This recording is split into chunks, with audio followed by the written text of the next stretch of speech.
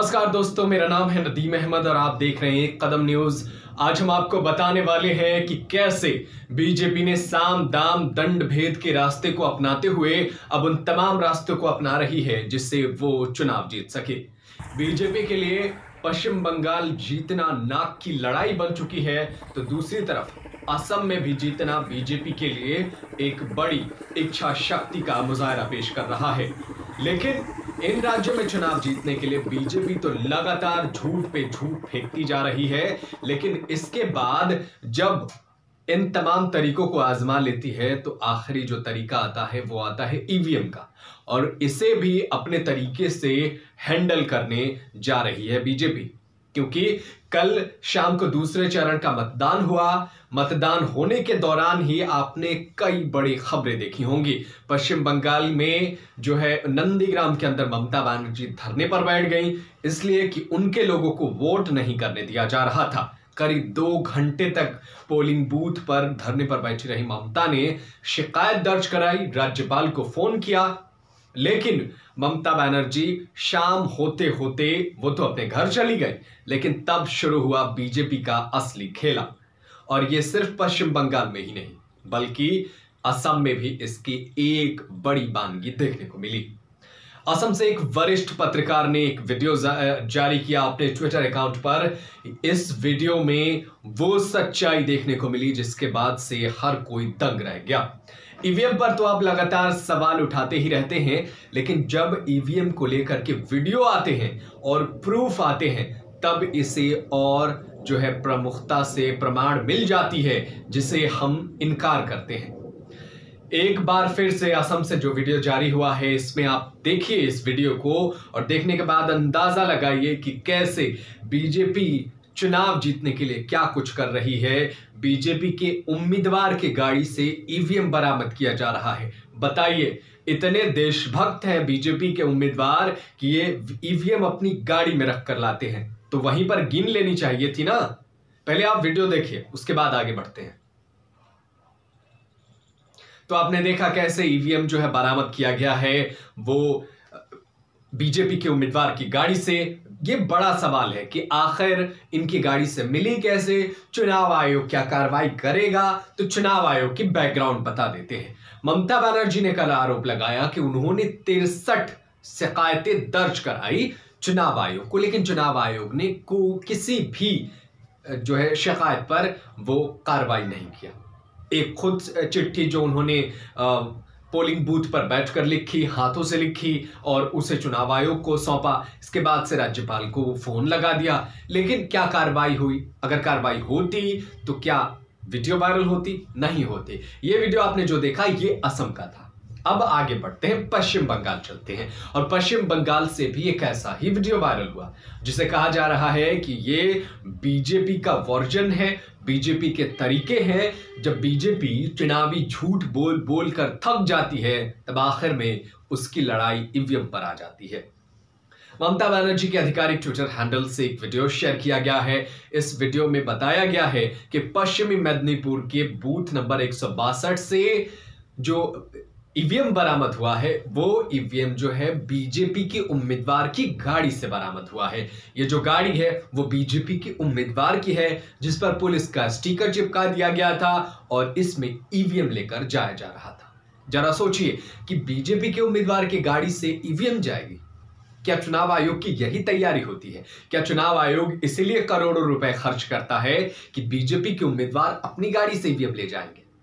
हाँ, ऐसा हो सकता है कि बीजेपी देशभक्त है, बीजेपी के ही द्वारा बताए गए लोग देशभक्त हैं, यही कट्टर देशभक्त है, ये चुनाव की मर्यादा रखते हैं, यही लोग लोकतंत्र को मजबूत करते हैं। हो सकता है ये सुरक्षा के लिए ले जाते हो।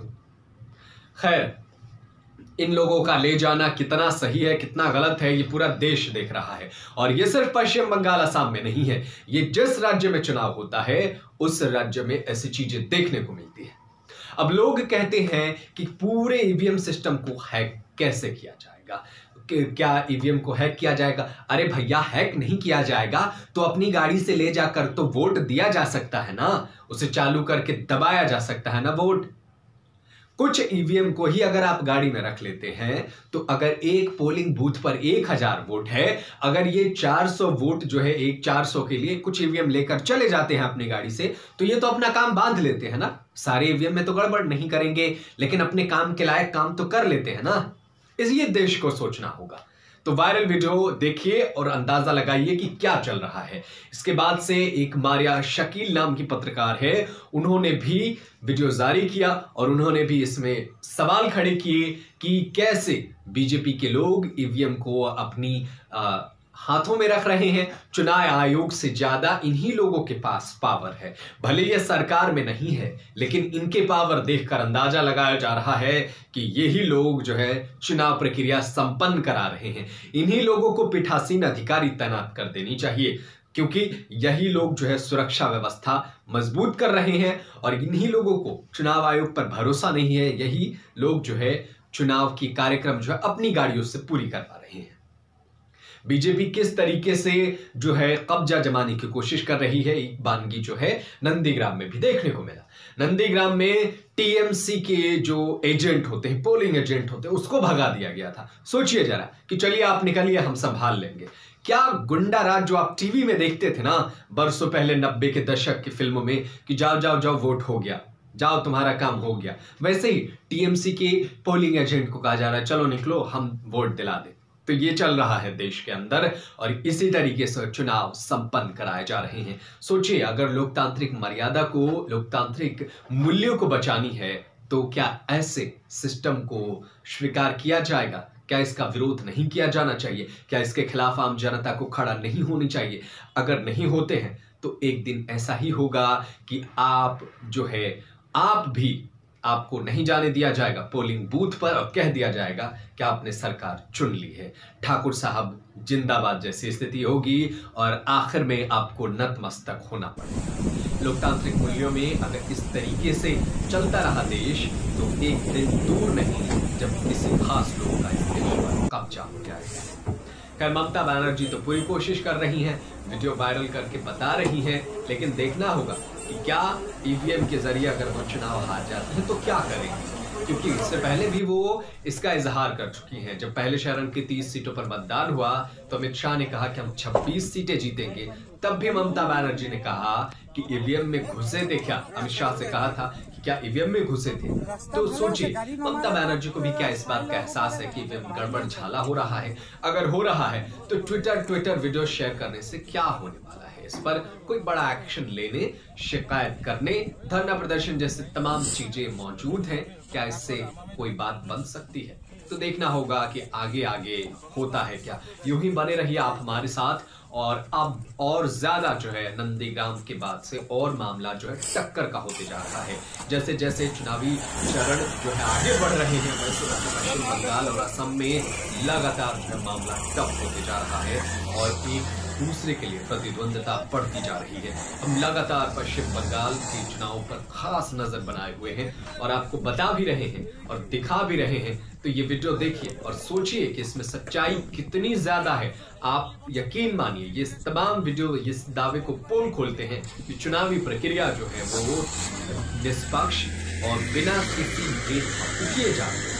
तो इस वीडियो को अपने दोस्तों के बीच शेयर कीजिए ताकि उन्हें भी पता चल सके कि पश्चिम बंगाल में निष्पक्ष चुनाव हो रहे हैं या एक पक्ष चुनाव हो रहे हैं। आप क्या सोचते हैं? आप भी हमें कमेंट करके जरूर बताएं। देश और दुनिया के लिए आप तमाम खबरों को जानने के लिए आप बने रहे हमारे साथ, देखते रहिए एक कदम न्यूज।